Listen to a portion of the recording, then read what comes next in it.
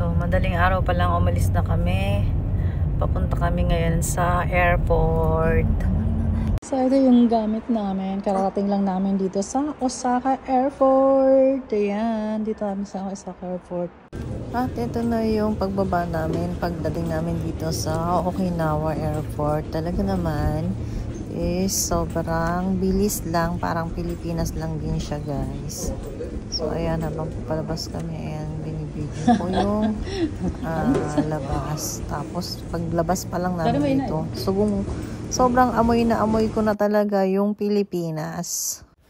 At na-miss ko nga pala yung Pilipinas, yung sobrang pagbaba mo pa lang yung amoy niya.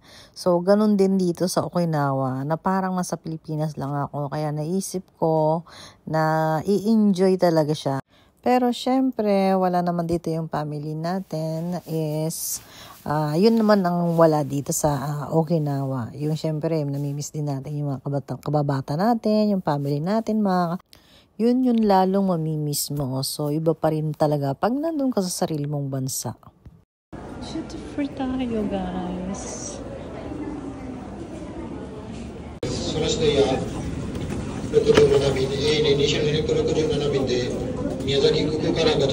So, ayun, papunta na kami sa labas. Ayan. Talagang amoy na Pilipinas to, guys. Parang nasa Pilipinas ka lang talaga. At ang init din nito, no? Paglabas mo pa lang, ayan, bungad na ng napakagandang tanawin. Hi guys, ayan, nandito tayo sa Kagubatan. Ayan. Nag-parking lang ako dito. Ayan, tingnan nyo guys, may papakita ako. Nandito tayo sa napakadaming bonggambilya ba yung tawag dito? Nakalimutan ko na. Basta yun yan, basta may la. Ganda. So, ayun guys, may makopa dito. Tapos, ayun, may mangga. Hindi pa siya season.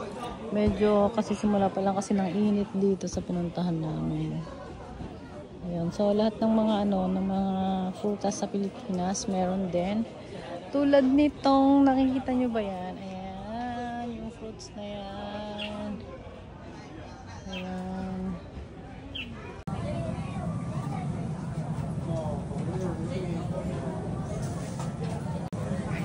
May puso ka ba? Buti pa ang banana.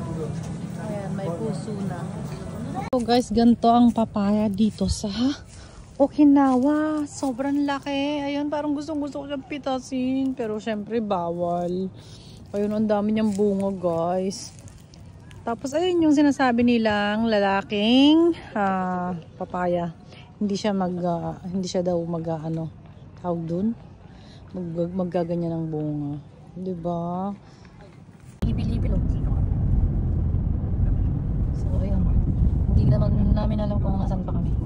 Nandito lang naman kami sa ng Okinawa. Pero may mga banana, ipil-ipil, guava, kung ano na nakikita ko dito, guys. Ayan. Oh, marami dito ang mga Amerikano. Kasi meron ditong base ng Amerikano. So, eto na guys, yung nagpunta kami ng park ng Okinawa. So, marami ditong mga magagandang tanawin at mga bulaklak. Tapos, pwede kang pumasok sa loob ng cave.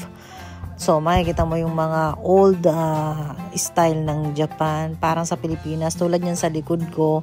Yan yung kuha na ng tubig. Ayun. Tapos yung mga style ng mga bulaklak nila halos parehas lang talaga sa Pilipinas. Kung anong meron din sila. So, yun yung ito yung lugar na to, yung pinakamalapit sa Pilipinas. Kumbaga, para siyang yung ng Pilipinas, yung dulo ng Pilipinas. Yun siya, yung parang magkarugtong sila, nahiwalay lang ng konti. Kaya nga sinasabi nila na siguro noon yung Pilipinas tsaka ito is magkarugtong talaga ito. Parang ganun yung sinasabi nila. Pero maraming Pilipino din ditong mga nakatira at maraming mga tawag dito Amerikano. Kasi nga yung home base ng mga Amerikano nandito sa Okinawa. To protect ang Okinawa para wag mapasok ng ibang lahi. So ito nga, nandito nga ako. Ayun, tuwa ako dito kasi ang dami ko nakikitang fruits. And ayun, nahahawakan mo. And namimiss ko talaga sa Pilipinas. Then ito yung nag-touchdown na kami sa, sa hotel. Ayan yung dessert. Ayan, morning coffee. Ayan, morning na to eh. Tapos ito yung pinag-stayan namin ng hotel. Na napakaganda talaga.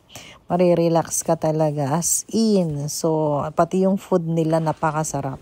And sinasabi nila na hindi raw masarap yung food ng Okinawa. Pero ewan ko sa inyo. Pero ang sarap-sarap ng food sa Okinawa.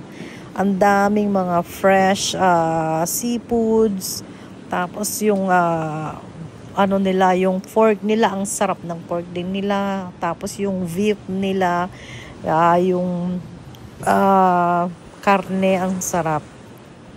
And ito ang ganda-ganda ng tanawin habang nasa sa terrace ako nito habang kumakain. Nagmo-morning breakfast kami dito. Ayan. Lumabas ako din. Then nagpicking kami ng strawberry kasi nagpunta kami sa strawberry picking. Ayan.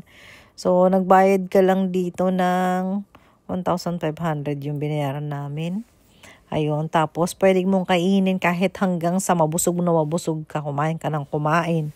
So, eat all you can dito sa strawberry hanggang kaya mo.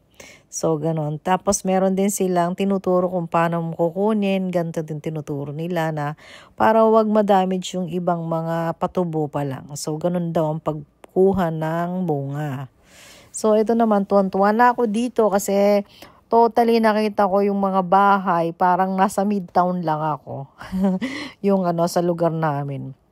Para siyang subdivision. Yung mga bahay ang lalaki, yung mga garden nila ang lalawak. Kasi nga yung population dito is maliit lang. Hindi katulad sa Manila like that. Yung ganyan, maliit lang. Parang province talaga siya. Pero parang Pilipinas. Yung mga mukha ng mga tao dito hawig sa mga Pilipino. So, ayun lang guys, share ko lang sa inyo tong pinuntahan ko para naman may idea kayo ano ba sa Okinawa. Ano bang mga itsura sa Okinawa, yung mga tipong ganun. Ito naman yung airport nila guys. Pagpasok mo pa lang lahat hanggang sa paglabas mo, puro orchids. Ayan, makikita mo. Tapos ito yung nasa taas na kami nito kasi namimili kami ng mga pasalubong. Natuwa ako sa orchids. Ayan. Anyway guys, thanks for watching.